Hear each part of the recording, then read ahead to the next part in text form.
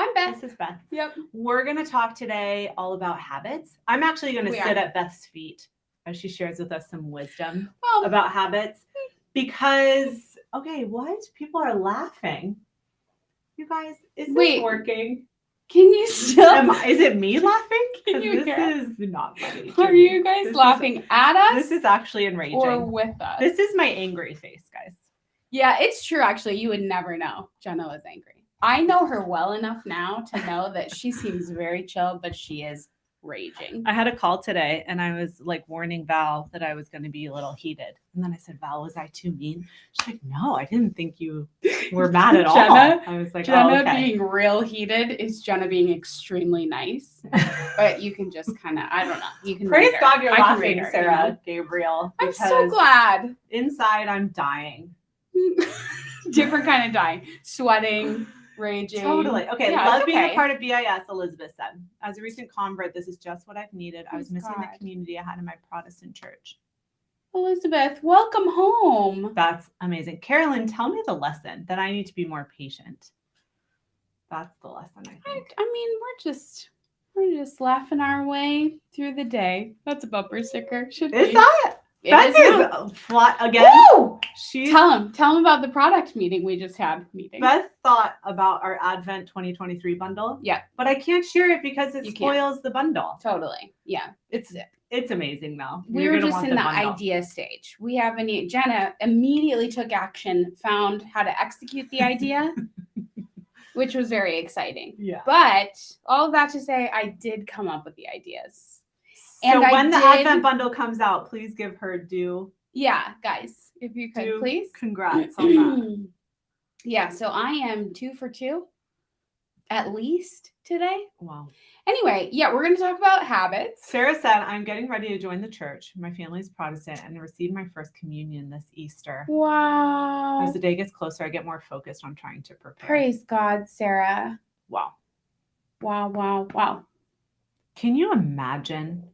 I cannot imagine receiving the God of the universe for the first time as an adult. Yeah, no, I can't. How insane. I can't. And then Beth, last night we had our Phoenix night and she was talking about like being baptized as a baby and that indelible, is that the word? That's right. Mark being on our souls forever. Yeah. And I was like, just thinking about the people who get baptized as adults. Like, I don't know. It just would be such a crazy experience. Yeah, like when you're baptized as an adult, you have a memory and an understanding of your own sin. And it's washed away. Like when we're babies, it's original sin. You know what I mean? Right. We're just little heathen babies. Yeah. I only use that word because I'm reading a book from the 1300s in Norway. And they refer to people who are unbaptized as heathens. And I just find it very funny. Anyway. I think people still say that. Well, intense people, maybe. I think they're like kidding. Yeah, like my baby's still a heathen. Yeah, I don't love that. Maybe they don't. Anyway, I might have made that up. Anyway, I don't say that. Not us. We don't say that over here. What is this? Okay. We're excited to talk about habits. Apparently, we're excited to talk about the Eucharist. Sarah, it's really hard. Sarah said it's really hard to juggle this coming into the church. Yeah. With my senior year in high school, when all I want to do is prepare to receive the Lord. Wow. The problem is I'm trying to do too much and end up failing and even sinning because I'm overwhelmed. Any advice? Yeah, actually, I just want to say you're incredible for realizing that. This often happens to us. And actually, this really does segue perfectly into what we're going to talk about today.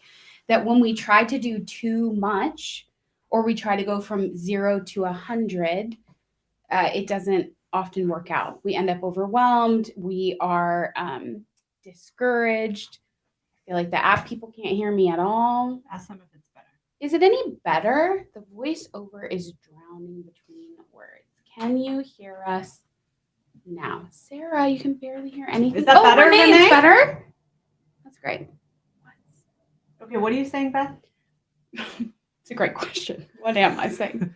What am I ever talking about? You know? Better, Susie? For real, though? What if I move like this? Is it better? Can you hear me? Easy there. Some people are on YouTube, and they weren't complaining. Not complaining, but letting us know about the issue. They didn't tell us. You guys were telling us about the issue. Yeah. Is that good? We appreciate it. Jenna, Okay. You guys, no, it's not okay. What a this weird is day not we're okay. having. It's on and off still, what Amy? Is that? I don't have any idea what that could be. Beth's tech issues have taken us to the limit. I have reached the fullness, the extent of mine. How weird. It's good on YouTube, but not on that. Okay. Well, very weird. Thank you, Shannon. It's totally good for me, Shannon said. Comes in waves. Good for me now, Renee says. So weird. Jesus, take the wheel. Hi, Brittany. You guys, I am just dying. I feel like this is a little well reunion. This is making my heart so happy. Hey, Beth. Hey. I'm so confused. I don't know what it could be. How could it be good on YouTube and not on here?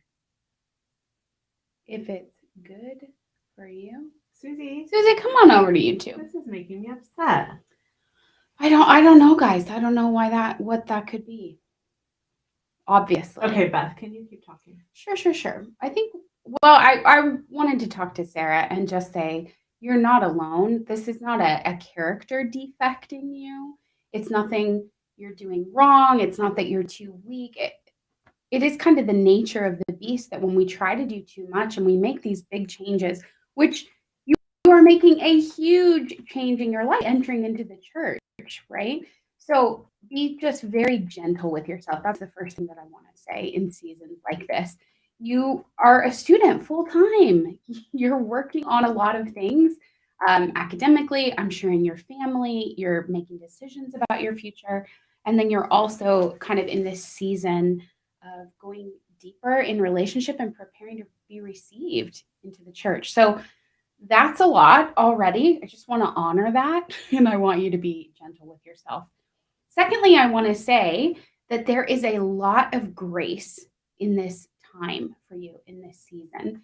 Even before you receive the sacrament, the Lord is so generous to give grace because he's anticipating you receiving the sacraments even more than you are. Like, hear me. He wants this even more than you do. And so ask him for help. I think oftentimes that is the step that we forget. We're trying to do all of these good things and there's energy and excitement about those good things. But we forget, in our energy and excitement to ask the Lord for help. So just encourage you to do that. And sometimes he might even say we could just let that thing go. You don't have to read the entire Bible before you come into the church at Easter, So gentleness and grace would be kind of the two things I would encourage you, Sarah. And also, do you have any support? Can you reach out to your sponsor and talk to her or him? Is there anyone who's walking with you, a friend that you could kind of share that with? And maybe even say, here are all the things that I'm doing. Here are the obstacles I'm running into. And here's where I'm becoming discouraged and actually falling into sin because I'm so overwhelmed or stressed or whatever it might be. I hope that was helpful. And we'll be praying for you, Sarah.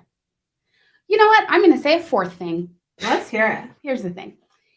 You're about to become one with Jesus in the most blessed sacrament. Wow. You're going to receive him, body, blood, soul, and divinity. You're going to consume him, and he's going to consume you. It's a mutual receiving of one another's hearts.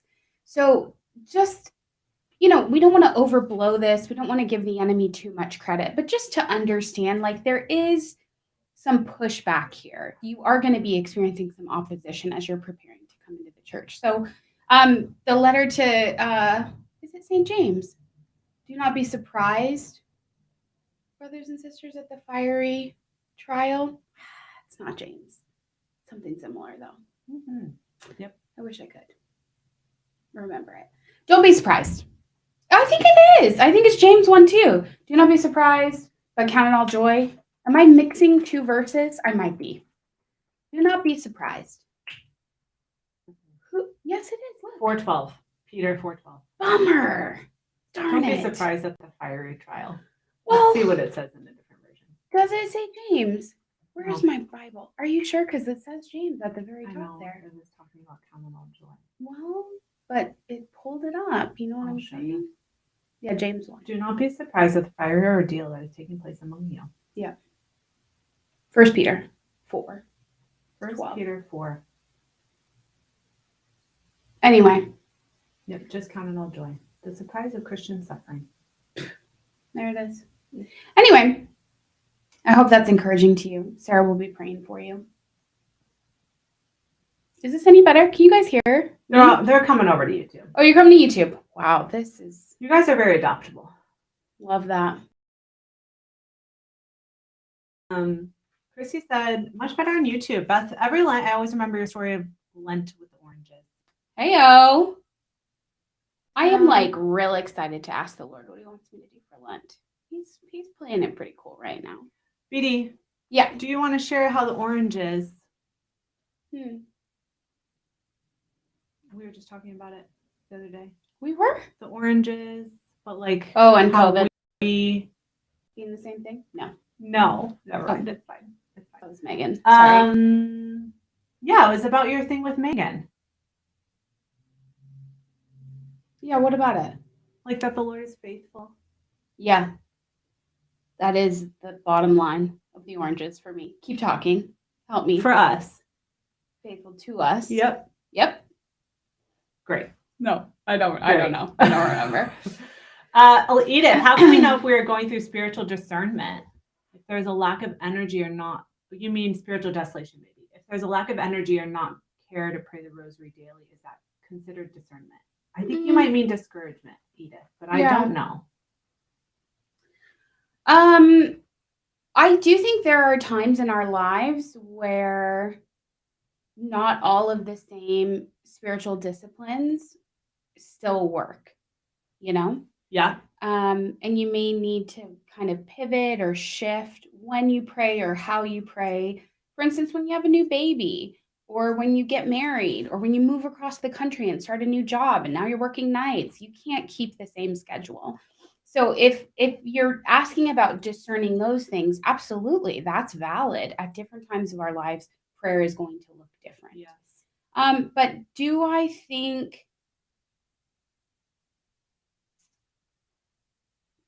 there's a time to push through? Yeah. But this is where the true discernment comes in. Do I need to go to bed earlier? Do I need to drink more water?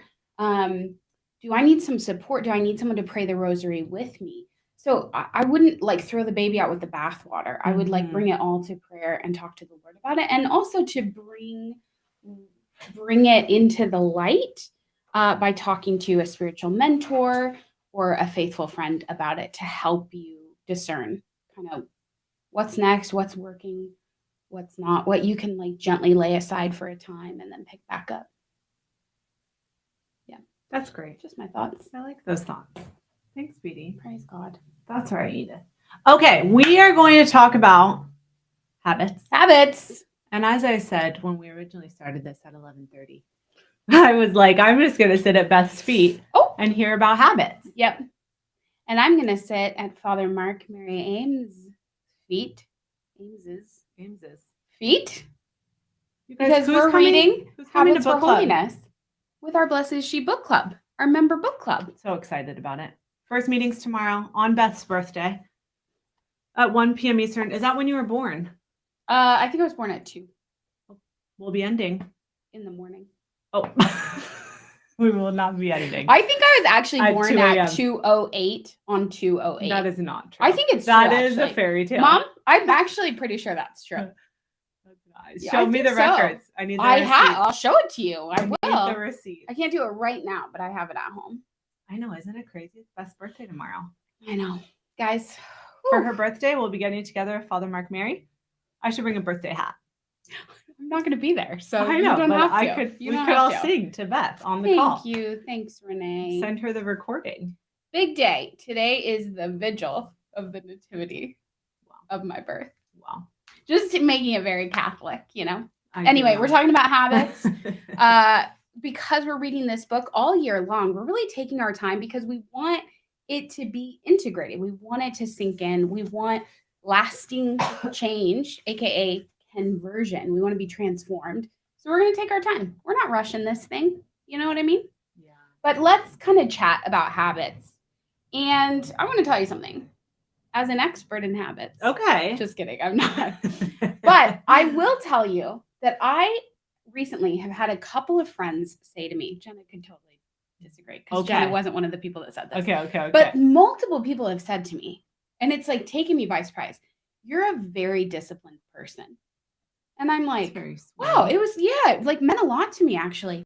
And the thing is, I would never have described myself that way. Yeah. And I wouldn't, that wouldn't have been my experience most of my life.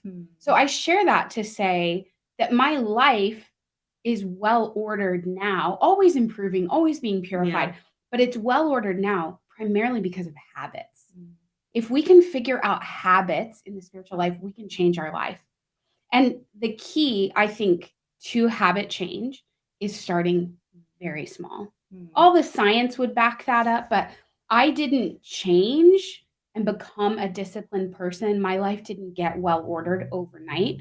It got well ordered and changed me. My heart, my personality, Kelsey Dawson's, I always tell her this. My personality changed and was purified over time. And just, small steps. What are your initial thoughts? Poco a poco, if you will. Little by little. Let me translate. Yes. One of my many talents. Yes. Talent. Beth is a woman of many talents. That's what this book is all about. Yeah. Apparently. I haven't read it yet, so we're going to read it with you guys. You guys who have read it.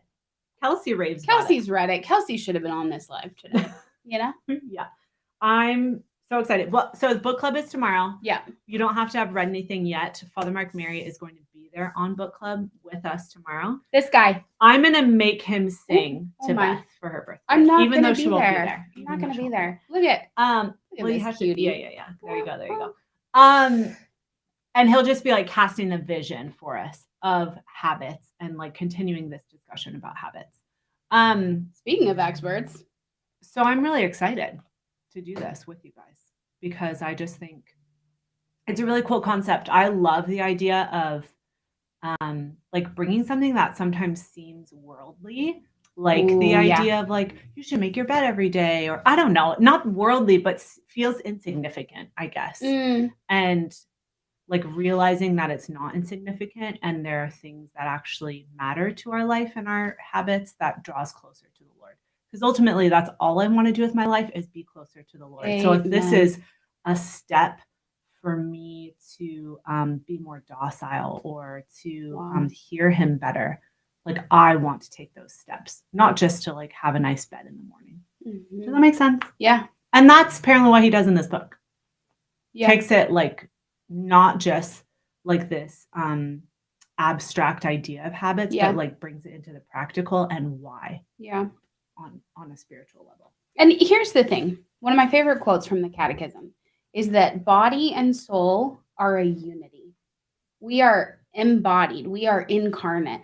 And so for our lives to be well ordered, to live healthy, disciplined habits affects our soul. And you've experienced this in the opposite. When our lives are a mess, our emotions are a mess, our relationships are a mess, our spiritual lives. And so we kind of bring those things into alignment together under the leadership of Jesus, all unto relationship with Jesus. And we become more like him. Mm-hmm. I think it's very exciting. Totally. And I hear what you're saying about it. It seems like kind of a secular pop psychology thing of like productivity or efficiency, but it's really much deeper. It's about opening ourselves up more and more to the Lord. Yeah. I'm super pumped about it. Yes, if you're not going to be at book club live, it will be recorded. So don't you worry. I'll watch the recording with you guys. Beth will be watching the recording. Now I expect you guys to sing. See, we have to sing with Father. Just kidding. Yeah. Okay, what is the one habit you say that has like domino affected the rest of your habit and discipline? What? Come, Lord Jesus. I did not see that question coming. I'm sorry. You didn't prep me for that. I know, I didn't. Yeah. I thought she was going to say like, give me some. Her night shower. Oh my gosh. She loves her night shower. Jenna, you know me better than I know myself. That is actually true. That is probably true. Okay. Wow, this is mind blowing to me. Wow, thanks, friend. Yeah. needed to get in a night routine. This is probably 8 years ago now. Okay. And I really just needed some more structure in my life. I was a youth minister. I did a lot of evenings. Yeah, I just was kind of all over the place. And I didn't have any discipline to go to bed. So I had this idea that I wanted to pray a daily rosary, but my life was chaos. Yeah. So I started taking a shower at night and like developed a night routine, an evening routine. And I still do that. Yeah. To this day. I mean, we pray the rosary in the morning now, but I still like shower and have like a nighttime routine every single night. So it is actually the shower. Wow. How crazy. That's cool. Wow. Beth also washes her face in the morning. Okay. Even though she does her night shower. Literally. I need a new poll on this. Yeah. You guys, can you just back me up here that it's normal to wash your face in the morning? Both times, night and day. Do you not? I mean, I have oily skin. Tell me you know what I mean? Do both times. It Tell me wakes one me if up. you only do one. I mean, it serves many purposes. Beth, I'm so glad you're here. Thanks, Jenna. You mean the other Beth. Beth, is it your birthday tomorrow too? That'd be cool. Normal. Thank you, Kimberly. Said, I'm fine with it being normal. I'm saying, do you do it? You know what I mean? I know what you Look mean. at all these people doing both. Yeah, right? We do both. I am concerned, actually, I'm drying out my skin, but I'm not trying to back up on this. How is this possible? You guys, that everyone is washing their face? Literally everyone washes their face. No. Yes. In the morning. What's happening in Thank you. Okay. Katie said, starting the first time you ever sent the first daily devotion 8 years ago, I started the habit of starting the day reading the daily gospel and the devotion first thing in the morning with my coffee. I've never missed a day. So thanks to BIS for starting the best habit I have. That's so cool. Katie, I want to tell you something. I want to tell you something. Yeah, she's saying she does it both times, at night and in the morning. I don't know why everyone's saying two. Did we say one or two? I said say two times. But is this your mom? No. Oh. No, that's not my mom. I was going to ask her about 208. Okay, Katie, I don't know. Katie, I want to talk to you about the genius of what you just shared here, which was a beautiful testimony. Katie. But let's talk about the science of it for a moment, shall we? You described what I like to call, which all the experts call, habit Who are these stacking. Experts? Oh, guys, the experts. James Clear, experts wash their face both times? Probably. James Clear, Atomic Habits, author. You're probably here. Are you guys right? here? What do you think? Anyway. Habit stacking changed my life. Okay. And that's what I did ultimately with showering at night and listening to the rosary. I put a habit with another habit. Now, that's not totally true because I wasn't already showering, but you were already drinking coffee in the morning. And then instead of, I don't know, swiping on your phone or like picking up around the kitchen, you stacked a habit, a new habit of reading the daily devotion on an existing habit. And you're more likely to do it because you already have the muscle memory for it. I was reading this morning. Love that. I have, this is obviously so crazy inaccurate. Okay. But it was something like experts. Mr. Clear? Experts land somewhere between 45, was that it? And 95. That's a big range. It's a huge range of what we do in our life. Is habitual. Like we're just moving through life on autopilot. Like you know how to drive home without fully paying attention. You remember every day. Isn't that crazy? Yeah. Anyway, so I don't know why I brought that up. Laura said, God kept asking me to have breakfast every day. I kept putting it off because of how simple I thought it was. When I started to do it, it forced me to wake up earlier and I started to spend that time. This suspense is killing me, Laura. With him. I know. I'm sure. Why is he so sweet? Yeah. It's like shocking when people, Laura, thanks for sharing that. It just makes with him. You knew it. When I hear people talk about how Jesus loves them, like in this like specific, beautiful, it makes me fall so in love with Jesus. Like that is who he is. You know what I mean? It's just what he's like. He's the kind of guy that wants to have breakfast with you every morning. Sweetheart. My gosh, I love that. This is why I think you should ask the Lord what to do for Lent. This is not the point of this Q&A today, but he will surprise you with his kindness, his tenderness, how silly he is, how thoughtful, and what goes on underneath. Like Laura, you said, he asked me to have breakfast, which is so sweet, right? But what's actually happening underneath that? You're getting up earlier, you're going into your day more relaxed, you're actually eating. I wonder if you even ate breakfast before that. Like the Lord's doing many things with this very sweet, simple invitation. And not to teach you a lesson, but because he's so good and he wants your good. He's the best. Agreed. I was just going to tell you something. Oh, Beth did mention about asking the Lord what to do for Lent. And we'll be talking about it all next week. Next week for Q&A. I think that's what we're going to do, is talk about our Lent plans. But if you hear that, Lord, I need to know what I'm doing. If you want to come into that, I did write up a little post. Where did I put it? I don't know, because it's so cute. How will I ever find it? In our Slack. No, I have a post. I think I sent it to Liv. Liv? Are you here?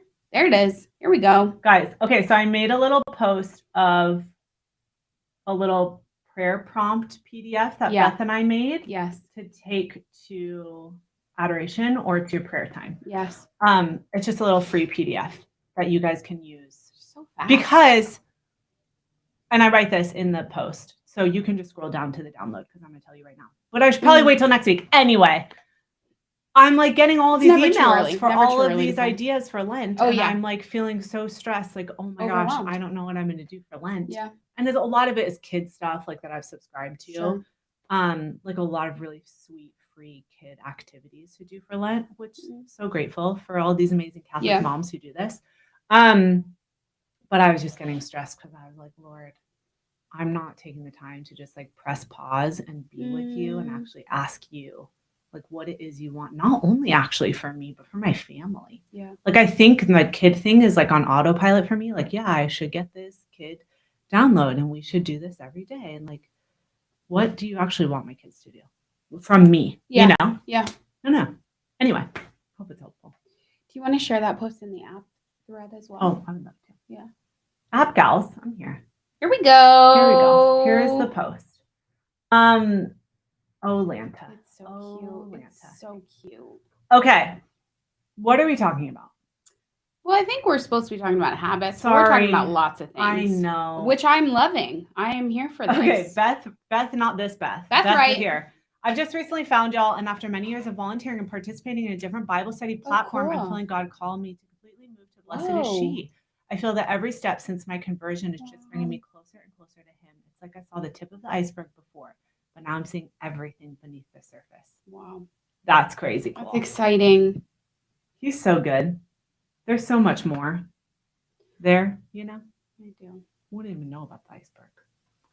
I don't know. It's just crazy. Also, Beth and I did a podcast every day for every day. We basically did every day. For Lent. Yeah. So we walk through every week of the devotional with you. New wine. Be coming out every week during Lent. Anyway, so we talk a little bit about just going deep with the Lord. I'm saying nothing because this is basically how I was in the podcast. No, I'm that's just not true. crying at how Beth, incredible this book is. I think you will love the Lent podcast series. It's 8 episodes. It's just walking through the Lent Devotional New Wine, which you do need to order by this Wednesday. Thursday? If you want to get it in time for Ash Wednesday. Okay. But we would love to walk with you through the devotional because it is it's very tender. You know, we're approaching the story of your own suffering, your experience of suffering throughout your life, and even when and how you're suffering right now. And we're kind of overlaying that with the sufferings of Jesus and experiencing it all through the lens of grapes becoming new wine. So it's very hopeful, but it's also very tender. And so Jenna and I really wanted, it's been a huge gift to me. I was talking about the podcast actually yesterday in spiritual direction, because it just like brought things up for me. You know, reading something is different than talking to someone about what you read. We were able to just like go a little bit deeper and kind of process and pray, and different things came up like in the conversation. So we're excited to share that with you starting the Friday of the first week of Lent, Ash Wednesday week.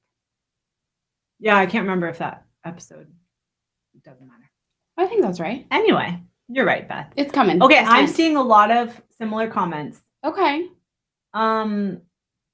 You guys are saying, I feel God is calling me not to do all the things this Lent. Kimberly said. Yeah. Susie said, I have 3 great Lenten study books, but I also feel the Lord calling me to be more still and to go deeper rather than wider. Susie, totally.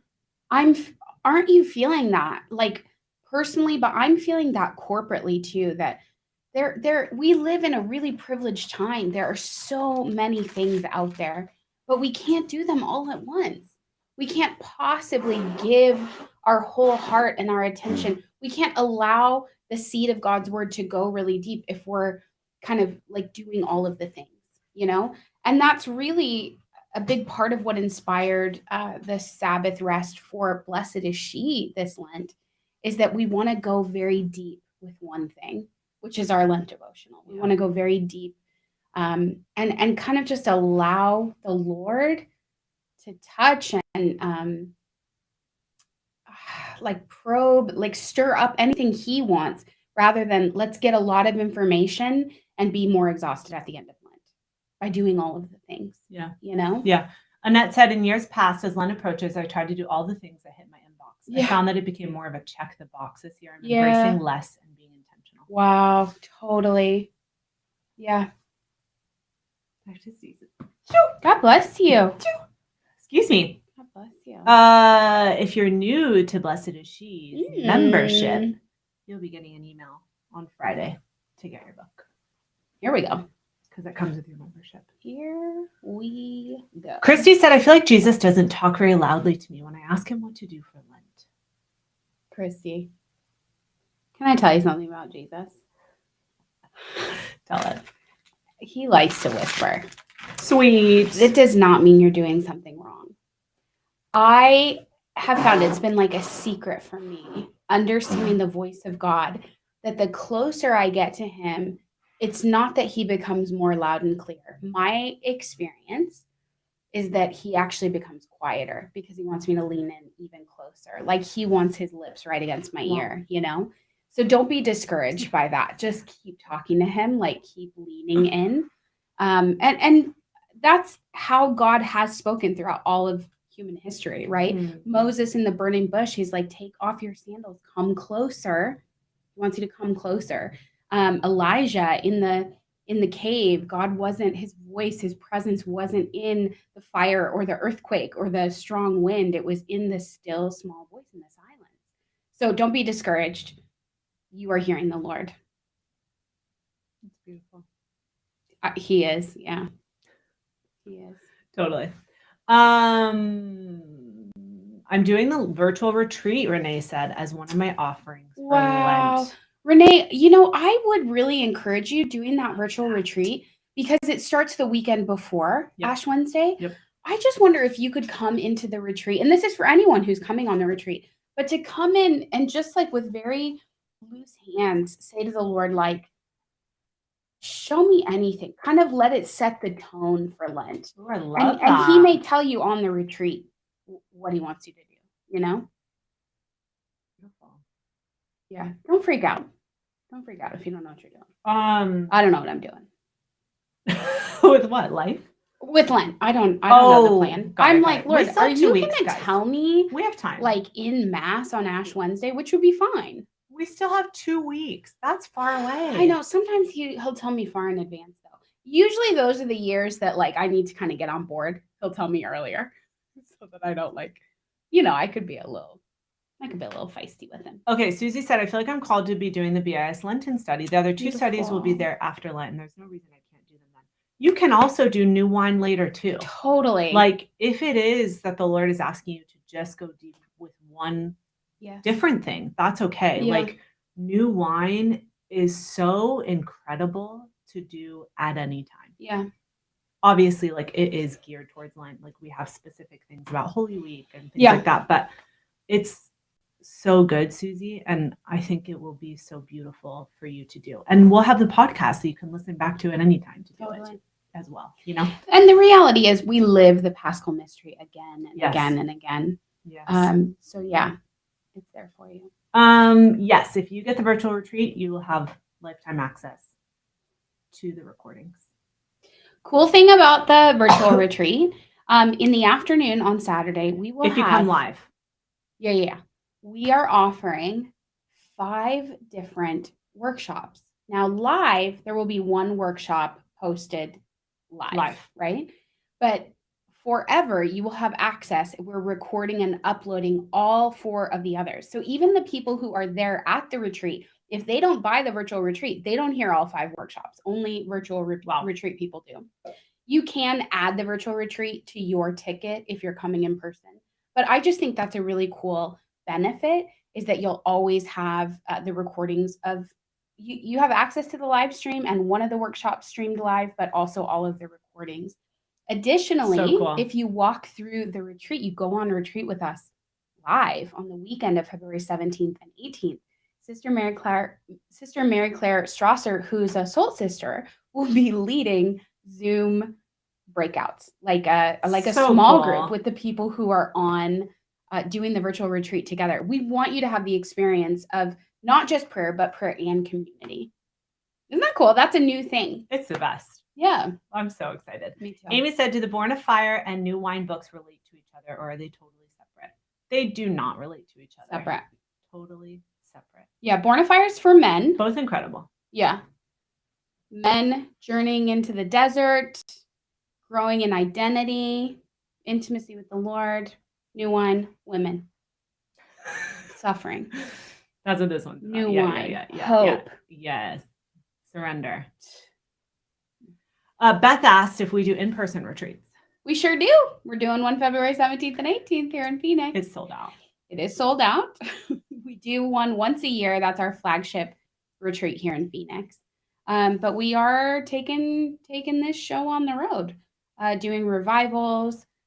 I don't know. We're open to bringing retreats places. So there is an application on our website. We would love to be invited. If you've got a space, a parish, a pastor who would be supportive, you can check out our site application and tell us about it. Get a little team together, apply. We'd love to come and do this with you, for you. Jenna's getting it. She's finding it. She'll find it. Edith said, is 1 hour of catechism in a year and Bible in a year, had to think of these acronyms, plus Magnificat at home, considered a holy hour? Well, here's the thing. The traditional Catholic definition of a holy hour would be an hour of Eucharistic adoration. Okay. So an hour in Jesus's presence. More poetically, metaphorically, Jesus says to the disciples in the Garden of Gethsemane, could you not wait 1 hour with me? Could you not watch 1 hour with me? So technically, anytime you're spending an hour with the Lord, you could call a holy hour. Now, Edith, what I would encourage, I think I've heard that from like different missionaries who are a little loosey-goosey with their daily holy hour. Oh, okay. But I would say a holy hour is an hour of Eucharistic adoration. Okay. In the presence of Jesus. Which you can in the Blessed Sacrament. If you are unable to leave your house. Yes. You could do it virtually. Or get to a chapel. Yeah. You can do it virtually. Yeah. I will just say, I'm going to say something bold, and I am preaching to myself as much as I am talking to any of you. Okay.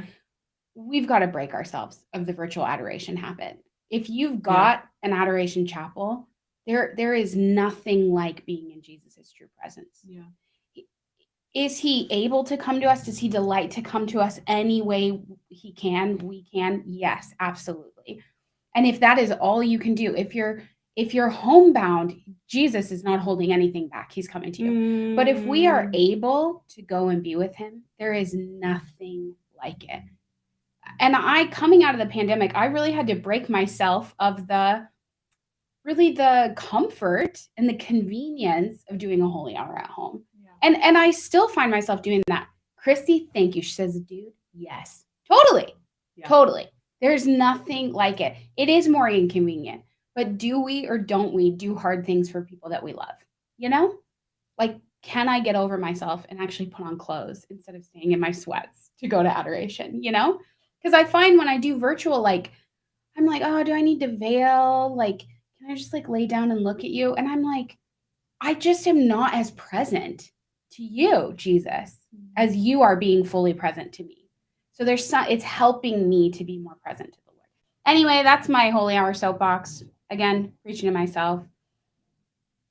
I feel like I was going to say something else about a holy hour. Oh, Edith, when you say like, am I doing this? Am I doing this? You know, the Lent that changed my life, where I asked Jesus what to do, and he said, spend time with me. I was like, I'm giving up gossip. He's like, I said, but what do you want me to do? And he said, spend time with me every day. There's a difference between doing devotions in prayer and spending time with the Lord. One is more about the devotion. It's more about checking boxes, or even unconsciously, it can become like, I'm doing all of these things, or I need to get through all of these things. And then I can have this weird attachment, like I didn't get through all these things. And now, whereas spending time with the Lord is relational. I'm just talking to him. I'm sharing my heart. He's sharing his heart with me. It's deeply unifying and so much more fruitful than just like gobbling up all of the things, all of the devotions, which is why we're encouraging one thing for Lent. Just do the one thing, and then take that one thing and actually spend that holy hour with Jesus talking about that one thing, going deep with that one thing. It's different, right, than just like using an hour to fill it up with all of the devotions. Your thoughts, Jenna? That was great. Great. So glad I came, guys. Okay, that's all. We're going to talk more about Lent next week. So get your PDF if you want to use it to pray. We can unpack it next week also. Yes, Beth. I love that we're getting the PDF and we're talking about it together next week. We're coming prepared. What were you going to say? I just want to talk. I just want to talk about this thing. I just want to tell you. Group. We're having a small group. I just want to tell you, like, it's a challenge for me at times. Like, I want to read Divine Intimacy every day. Yeah. But it's not my one thing. Do you know what I mean? Daily Mass is my one thing. I have another one thing, to be honest with you, and it's 30 minutes of relational prayer. So that I spend an hour. That's my non-negotiable is daily Mass and my 30 minutes of relational prayer with Jesus. I don't do any devotions in that time. I don't bring even the Mass readings. I don't. My spiritual director has me praying with one scripture for a month. And the Lord will bring other stuff up. But you know what I mean? Yeah, Christy, I'm just saying, like, I just spend time with Jesus. I'm in meditation and contemplation. I'm speaking to him from my heart. I'm not even really talking a lot of the time. Jenna, can you help me here? We're just like looking at each other, We're just like, I'm in an image. He's like washing my heart with a basin of water. That's what I'm doing in prayer. You know what I mean? For an hour, he's just like washing my heart. That's it. And it's it changed my life. Do I know exactly what that accomplished? No, but that's what's happening in prayer. He's actually affecting that change in my heart. And we're not talking about it. He's like, and now I'm washing away that sin of whatever. It's not like that. It's just, we're just together. Yeah. Yeah. Say more. Say some words. I do like to read something so that I get into prayer. That helps me get into prayer. I don't remember what I read today. I can't remember. I don't think it was in Divine Intimacy, but I didn't read anything else. Anyway, something was like, you replace my heart with your heart. Whoa. So because, where was it? Where did I see it? I read it today too. Where is it from? I don't think it was Magnificat. I didn't read it today. No, I didn't either. Anyway. Where was that? You guys know. But Beth had shared with me before about the washing out with the Lord washing water over her heart. Whatever, she just said. Yeah. Anyway, so then I had this like really beautiful image of like what God was doing with my heart and spent like 5-10 minutes with him, with my heart and his heart, and we were doing stuff together with the hearts. That's all. I'm just not saying any words either, but like that's what prayer is. It's just this non-worded movement of God doing something inside of you. Yes. That we all have access to. Yes. It's not super active. Yeah. That's what I mean. Oh, I just heard the most beautiful definition of prayer. I don't think I've even told you this. What is it? I heard this Carmelite just like giving an interview. And she said prayer is not something we do. Prayer is something God does in us. Cool. Isn't that so good? It's so, I mean, I spent 2 weeks of the Lord washing my heart in adoration every single day. I was in adoration. That's where it happened. Because I was doing my daily prayer in adoration in that 2 weeks. Just washing my heart every single day. And sometimes, like, I would see Our Lady there, like, dumping the basin of water, bringing it back. But, like, that's the whole movement for the entire day. Otherwise, he's just washing my heart, you know? So, yeah, it was an adoration. I do my daily 30 minutes of, like, contemplative prayer every day with the Lord, whether that's virtual, if I'm doing it, like, 6:30, I don't go to the chapel, or in a holy hour. That's how I like to do it. Mm-hmm. Yeah. I want to hear about your heart thing. Okay, guys. We love you. Love you. See you next